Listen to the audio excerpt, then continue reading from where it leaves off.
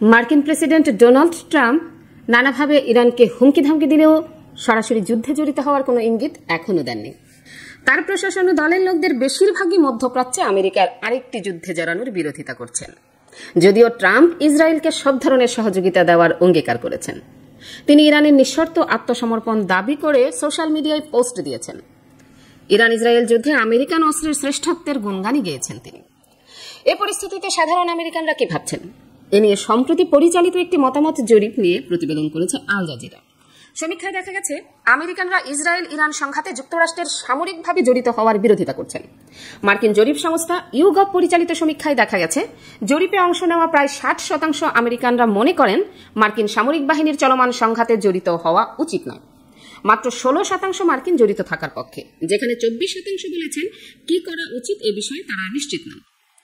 এদিকে ডেমোক্র্যাটদের মধ্যে যারা মার্কিন হস্তক্ষেপের বিরোধিতা করেন তাদের হার 65% এবং রিপাবলিকানদের মধ্যে এই হার 53%। প্রায় 61% স্বতন্ত্র ভোটার এই পদক্ষেপের বিরোধিতা করেন।